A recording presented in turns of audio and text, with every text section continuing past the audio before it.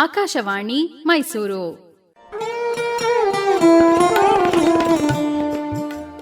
ಕೇಳುಗರಿಗೆಲ್ಲ ನಮಸ್ಕಾರ. ನಮ್ಮ ಆರೋಗ್ಯ ಕಾರ್ಯಕ್ರಮಕ್ಕೆ ಸ್ವಾಗತ. ಇಂದಿನ ಕಾರ್ಯಕ್ರಮದಲ್ಲಿ ಮಕ್ಕಳಲ್ಲಿ ಕಣ್ಣಿನ ಸಮಸ್ಯೆಗಳು ಮತ್ತು ಪರಿಹಾರ ಈ ಕುರಿತು ನೇತ್ರ ತಜ್ಞರಾದ ಡಾಕ್ಟರ್ ರವಿಶಂಕರ್ ಜಿ ಅವರೊಂದಿಗೆ ಮಾತುಕತೆ.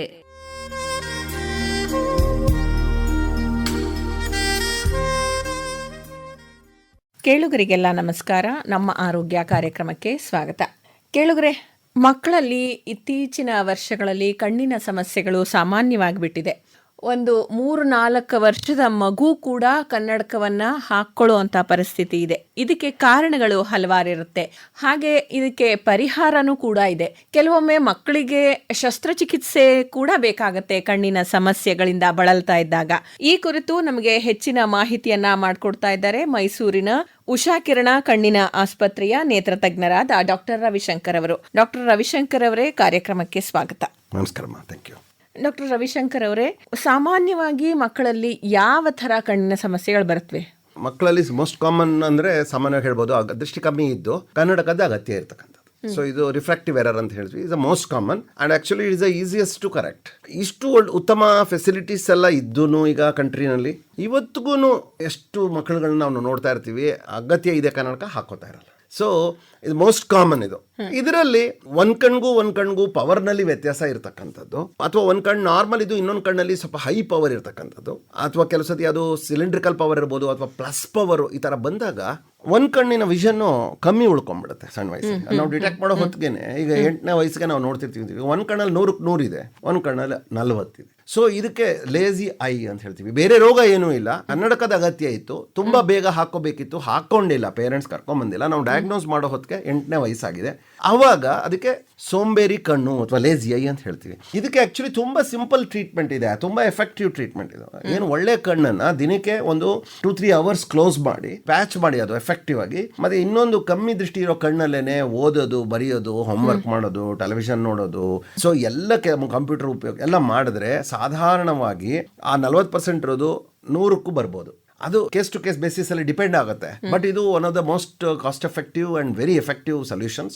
ಇದಕ್ಕೆ ಏನು ಡಯಾಗ್ನೋಸ್ ಬೇಕಾಗಬಹುದು. ಬಟ್ ಅನ್ಫಾರ್ಚುನೇಟ್ಲಿ ಎಷ್ಟೋ ಸತಿ ಚಿಲ್ಡ್ರನ್ ನಾವು ನೋಡೋದಕ್ಕೆ 15-16 ಈ ಚಿಕಿತ್ಸೆ 11-12 ವರ್ಷ ಆದ್ಮೇಲೆ ಆ ಫ್ಲೆಕ್ಸಿಬಿಲಿಟಿ ಆಫ್ ದಿ ಬ್ರೈನ್ ಕಮ್ಮಿ ಆಗಿ ಹೋಗುತ್ತೆ ಅಷ್ಟೊತ್ತಿಗೆ. ಇದು ಆಕ್ಚುಲಿ ಕಣ್ಣಿನ ಮೂಲಕ ನಾವು ನೋಡ್ತಿದ್ರು, ಆಕ್ಚುಲಿ ಇಟ್ ಇಸ್ ದ ಬ್ರೈನಿನ ಹಿಂಭಾಗ, ವಿಜುವಲ್ ಕಾರ್ಟೆಕ್ಸ್ ಅನ್ನೋದು ಆಕ್ಚುಲಿ ದೃಷ್ಟಿಗೆ ನಮಗೆ ಕಾಂಟ್ರಿಬ್ಯೂಟ್ ಮಾಡೋದು. ಬ್ರೈನಿನ ಫ್ಲೆಕ್ಸಿಬಿಲಿಟಿ, ಲರ್ನಿಂಗ್ಗೆ, ಬದಲಾವಣೆಗೆ ಅದು ಅವಕಾಶ ಹೊರಟೋಗಿರುತ್ತೆ. ಸೊ ಇದು ಬಹಳ ಬೇಗ 3ನೇ ವಯಸ್ಸಿಗೆ 2ನೇ ವಯಸ್ಸಿಗೆ ನೋಡಿದಷ್ಟು ಕಣ್ಣು ಸೋಂಬೇರಿ ಕಣ್ಣಿದೆ ಅಂದ್ರೆ treatment much easier than when it is at the age 12. ಮತ್ತೆ ಕೆಲವು ಮಕ್ಕಳಲ್ಲಿ ಮಾಲ್ಗಣ್ಣು ಅಂತ ಹೇಳ್ತಾರೆ, ಅದು ಕೂಡ ಸಮಸ್ಯೆ ಉಂಟು ಮಾಡುತ್ತೆ. ಆದ್ರೆ ಅದು ಅದೃಷ್ಟಕ್ಕೆ ಇದೆ ನನ್ನ ಮಗುಗೆ ಅಂತ ಹೇಳಿ ಅದನ್ನು ಕರೆಕ್ಷನ್ ಮಾಡಿಸಲ್ಲ ಕೆಲವರು. ಸರ್, ಈಗ ಅದನ್ನು ಅಡ್ರೆಸ್ ಮಾಡ್ತೀನಿ. ಅಟ್ ದ ಮೀನ್ ಟೈಮ್ ಈಗ ನೀವು ಒಂದು ಅಪ್ರಾಪ್ರಿಯೇಟ್ ಕ್ವಶನ್ ಕೇಳಿದ್ರೆ, ಏನು ಈಗ ಮೇಜರ್ ಪ್ರಾಬ್ಲಮ್ಸ್ ಏನು ಮಕ್ಕಳಲ್ಲಿ? ಈಗ ಆಪರೇಷನ್ ಈ ಥರ ಎಲ್ಲ ಅಗತ್ಯ ಬೀಳುವಂಥ ಪ್ರಾಬ್ಲಮ್ಸ್ ಯಾವುದು? ಇದು ನೋಡಿದ್ರೆ ಈಗ 100 ಆಪರೇಷನ್ ಆದರೆ ಮಕ್ಕಳಲ್ಲಿ ಒಂದು 35 to 40 ಮಕ್ಕಳಲ್ಲಿ ಹುಟ್ಟಿನಿಂದ ಪೊರೆ ಇರುತ್ತೆ. ಅನದರ್ 35 to 40 ಈ ಮಾಲ್ಗಣ್ಣು ಇರುತ್ತೆ. ಸೊ ಆಕ್ಚುಲಿ ಮಾಲ್ಗಣ್ಣು ಇನ್ನೂ ಫ್ರೀಕ್ವೆನ್ಸಿ ಜಾಸ್ತಿ. ಇದು 4% ಜನಗಳಲ್ಲಿದೆ. ಆದರೆ ನೀವು ಹೇಳಿದಂತೆ ವೇರಿಯಸ್ ರೀಸನ್ಸ್ ಇಂದ ಅಥವಾ ಅಪ್ರೋಪ್ರಿಯೇಟ್ ಏಜ್ ಅಲ್ಲಿ ಅದಕ್ಕೆ ಸಜೆಸ್ಟ್ ಆಗಿರಲ್ವೋ ಏನೋ, ಒಂದು ಏಜ್ಗೆ ಬಂದ್ಮೇಲೆ ಅಯ್ಯೋ I have lived with it ಅಂತ ಸುಮ್ಮನಾಗ್ಬಿಡ್ತಾರೆ. ಸೊ ಇದು ಯಂಗರ್ ಪೇಷಂಟ್ ಅಲ್ಲಿ ಸರ್ಜರಿ ಮಾಡಿಸ್ಕೊಂಡಷ್ಟು, ಸ್ಟ್ರೇಟ್ ಮಾಡಿಸ್ಕೊಂಡಷ್ಟು, ಇಟ್ಸ್ ಬರೀ ಕಾಸ್ಮೆಟಿಕ್ ರೀಸನ್ಗೋಸ್ಕರ ಮಾಡೋ ಆಪರೇಷನ್ ಅಲ್ಲ ಇದು. ಎರಡೂ ಕಣ್ಣಲ್ಲಿ ಒಟ್ಟಿಗೆ ನೋಡಿದಾಗ ಒಂದು ಬೈನಾಕ್ಯುಲರ್ ಸಿಂಗಲ್ ವಿಷನ್ ಅಂತ ಹೇಳ್ತೀವಿ, ಒಂದು ಡೆಪ್ತ್ ಪರ್ಸೆಪ್ಷನ್ ಅಥವಾ 3D ಇಮೇಜಿಂಗ್ ಬರುತ್ತೆ. ಆಗ ರೋಗಿಗೆ ಯಾವುದೇ ವೃತ್ತಿಯನ್ನು ತಗೋಬಹುದು.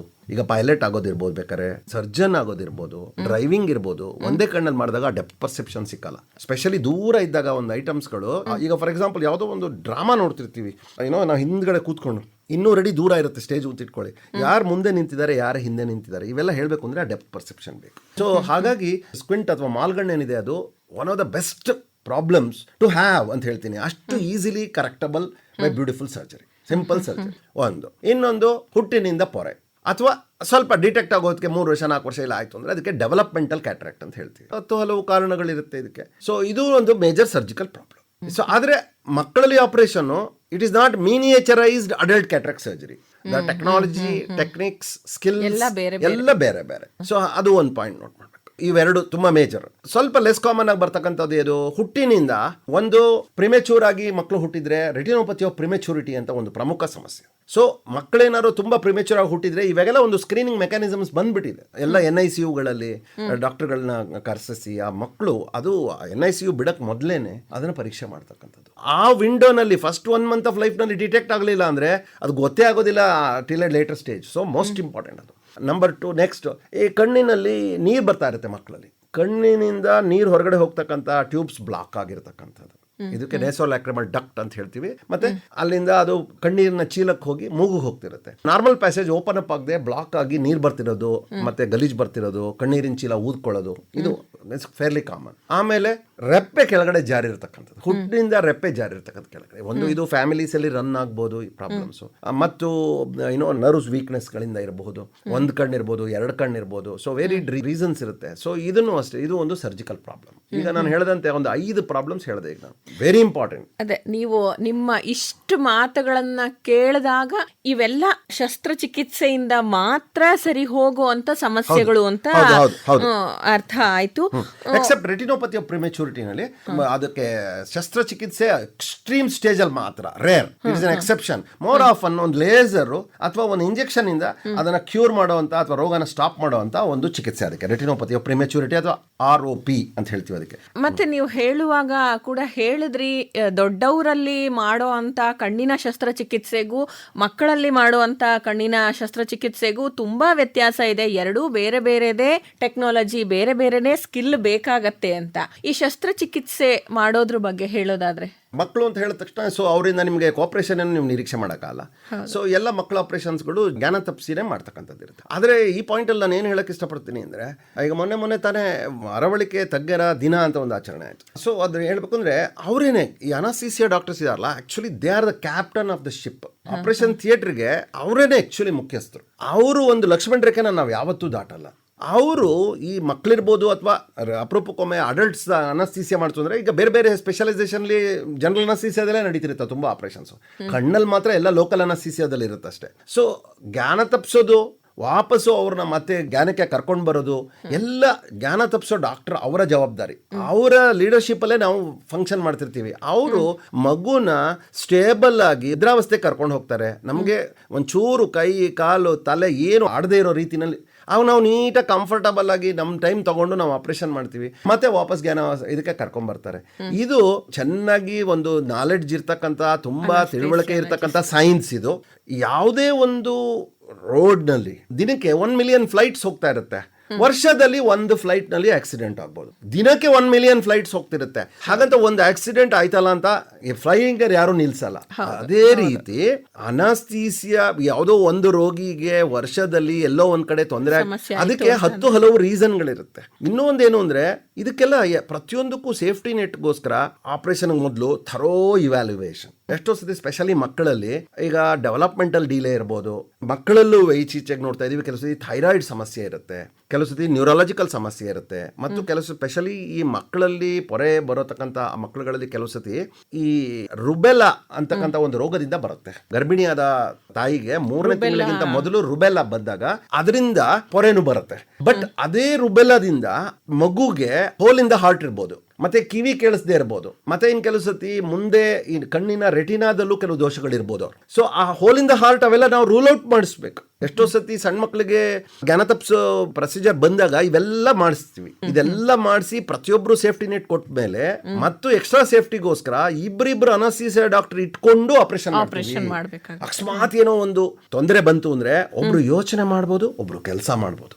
ಒಬ್ಬರೇ ಅನಸ್ಥೀಸಿಯಾ ಡಾಕ್ಟರ್ ಇರೋಕ್ಕಿಂತ ಇಬ್ಬರು ಅನಸ್ಥೀಸಿಯಾ ಡಾಕ್ಟರ್ ಟೀಮ್ ಅಲ್ಲಿ ಇರ್ತಾರೆ. ಎಲ್ಲ ಸೀನಿಯರ್ ಅನಸ್ಥೀಸಿಯಾ ಡಾಕ್ಟರ್ಗಳು ಸೇಫ್ಟಿಗೋಸ್ಕರ ಫಿಯರ್ ಮಾಡ್ಕೋಬಾರ್ದು ಸಾರ್ವಜನಿಕರು.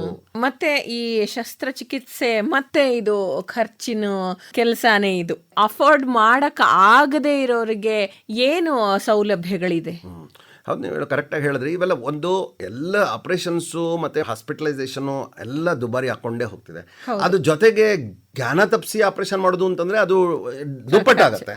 ಈ ಒಂದು ಸೆಗ್ಮೆಂಟ್ ಆಫ್ ಪಾಪ್ಯುಲೇಷನ್ಗೆ ಅಫೋರ್ಡಬಿಲಿಟಿ ಇಶ್ಯೂಸ್ ಎಲ್ಲ ಬಂದಾಗ, ಒಂದು ಈ ಅಂತ್ಯೋದಯ ಕಾರ್ಡ್ ಇರೋವಂಥ ರೋಗಿಗಳಿಗೆ ನಾವು ಅವ್ರಿಗೆ ಉಚಿತ ಸೌಲಭ್ಯನ ಇಷ್ಟು ಮೇಜರ್ ಎಕ್ಸ್ಪೆಂಡಿಚರ್ ಇದ್ರು ನಾವು ಕೆಲವು ದಾನಿಗಳ ಕೈ ಹಿಡಿದು ನಾವು ಅವ್ರಿಗೆ ಆ ಒಂದು ಸೇವೆನ ನಾವು ಬರ್ತಾ ಇದ್ದೀವಿ.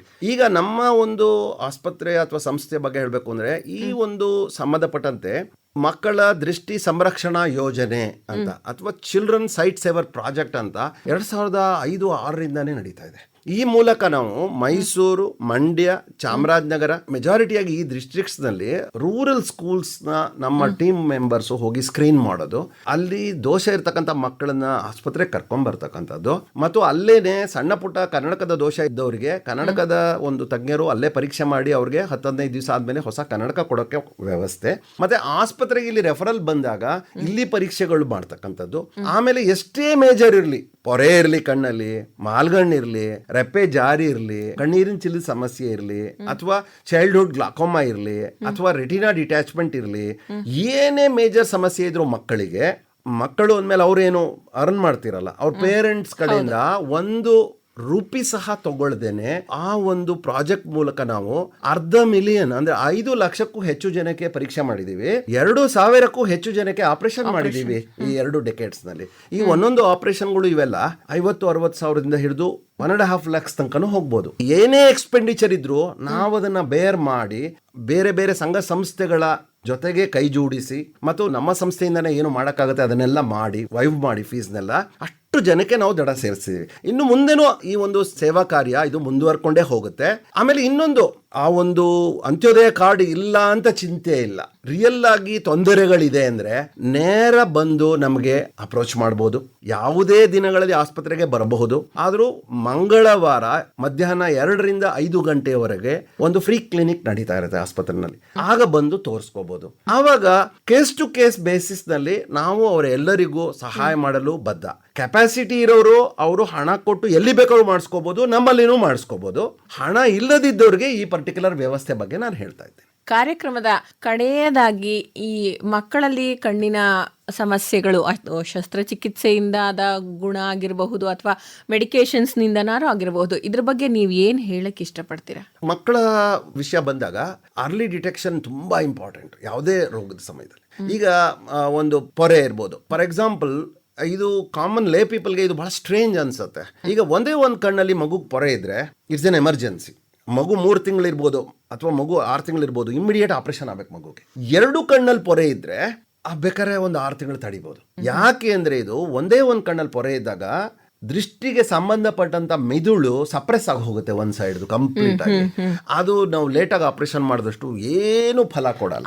ಆಪರೇಷನ್ ಮಾಡಿದ್ದು ಒಂದು ಬಂದ ಅಷ್ಟೇ, ಅವ್ರ ಪೇಷಂಟ್ ಮಗುಗೆ ಏನು ಫಲ ಸಿಗಲ್ಲ. ತಂದೆ ತಾಯಿಗೆ ಏನ್ ಗೊತ್ತಿರುತ್ತೆ ಸೊ ಏನೇ ಒಂದ್ ಚೂರು ಅಬ್ನಾರ್ಮ್ಯಾಲಿಟಿ ಕಂಡ್ರುವೆ ಇಮಿಡಿಯೇಟ್ ಬಂದು ಮಕ್ಕಳ ಡಾಕ್ಟರ್ ಹತ್ರ ಹೋಗ್ತಕ್ಕಂಥದ್ದು ಅಥವಾ ನೇರ ಕಣ್ಣಿನ ಡಾಕ್ಟರ್ ಹತ್ರ ಬರ್ತಕ್ಕಂಥದ್ದು.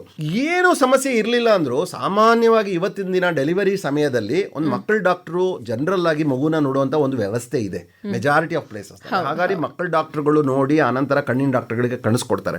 ಬಟ್ ಸ್ಟಿಲ್ ಕೆಲವು ಸತಿ ತುಂಬಾ ಸಣ್ಣ ಪ್ಲೇಸಸ್ ನಲ್ಲಿ ಇರಬಹುದು, ಪ್ರೈಮರಿ ಹೆಲ್ತ್ ಸೆಂಟರ್ ಇರ್ಬೋದು, ಪ್ರೈಮರಿ ಹೆಲ್ತ್ ಯೂನಿಟ್ ಇರ್ಬೋದು, ತುಂಬಾ ಪೆರಿಫರಿಗಳಿರ್ಬೋದು, ಈ ಸೇವಾ ಸೌಲಭ್ಯಗಳು ಇಲ್ಲದೆ ಇರೋ ಸಂದರ್ಭದಲ್ಲಿ ರುಟೀನ್ ಆಗಿ ಒಂದು ಏನೇ ಅತಿ ಸಣ್ಣ ರೋಗ ಲಕ್ಷಣಗಳು ಕಂಡ್ರು ಅಥವಾ ಏನೋ ಒಂಚೂರು ಅಬ್ನಾರ್ಮಲ್ ಕಂಡ್ರು ಏನಾಗುತ್ತೆ, ತಾಯಿಗೆ ಸಾಮಾನ್ಯವಾಗಿ ಏನ್ ಗಟ್ ಫೀಲಿಂಗ್ ಅಂದ್ರೆ ಬರುತ್ತೆ ಅಂದ್ರೆ ಏನಾರೋ ದೋಷ ನೋಡಿರ್ತಾರೆ ತಾಯಿ, ನನ್ ಮಗುಗೆ ಏನು ತೊಂದರೆ ಇರ್ಲಿಕ್ಕಿಲ್ಲ, ಆತರ ಪಾಸಿಟಿವ್ ಥಾಟ್ಸ್ ತಗೋತಾರೆ. ಆಕ್ಚುಲಿ ತೊಂದರೆ ಇದೆ ಅಂತ ಇನ್ನೊಬ್ಬರ ಹತ್ರ ಹೇಳಿದ್ರೆ ಅವ್ರೇನಾದ್ರು ಹೌದು ತೊಂದರೆ ಇರ್ಬೋದೇನೋ ಅಂತ ಡಾಕ್ಟರ್ ಹತ್ರ ಹೋಗೋಣ, ಅಲ್ಲಿ ಹೋಗೋಣ, ಇಲ್ಲಿ ಹೋಗೋಣ ಅಂತ ಹೇಳ್ಬೋದಲ್ಲ ಅಂತ ಅಂದ್ಬಿಟ್ಟು ಅದನ್ನೇ ನುಂಗ್ಕೊಂಡು ಒಂಥರ ವಿಶ್ಫುಲ್ ಥಿಂಕಿಂಗ್. ಹೌದು, mothers always are like that. So ಆ ಒಂದು ಚೌಕಟ್ಟಿನಿಂದ ಹೊರಗಡೆ ಬಂದು ಏನಾದ್ರು ಸಮಸ್ಯೆ ಇದ್ರೆ ಆ ಮುಕ್ತ ಮನಸ್ಸಿನಿಂದ ವೈದ್ಯರ ಹತ್ರ ಹೋಗಿ ತೋರಿಸೋದಿದೆಯಲ್ಲ ಅದು ಬೆಸ್ಟ್, ತುಂಬಾ ಮುಖ್ಯ ಆಗತ್ತೆ.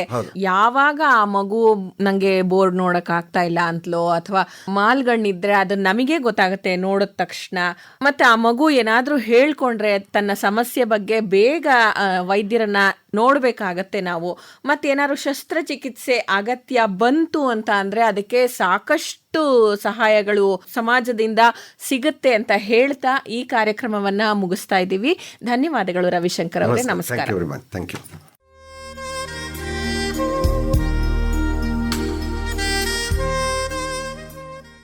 ಇದುವರೆಗೂ ನಮ್ಮ ಆರೋಗ್ಯ ಕಾರ್ಯಕ್ರಮದಲ್ಲಿ ಮಕ್ಕಳಲ್ಲಿ ಕಣ್ಣಿನ ಸಮಸ್ಯೆಗಳು ಮತ್ತು ಪರಿಹಾರ ಈ ಕುರಿತು ನೇತ್ರ ತಜ್ಞರಾದ ಡಾಕ್ಟರ್ ರವಿಶಂಕರ್ ಜಿ ಅವರೊಂದಿಗೆ ಮಾತುಕತೆ ಕೇಳಿದಿರಿ. ಈ ಕಾರ್ಯಕ್ರಮ ಆಕಾಶವಾಣಿ ಮೈಸೂರು ಕೇಂದ್ರದಿಂದ ಮೂಡಿಬಂತು.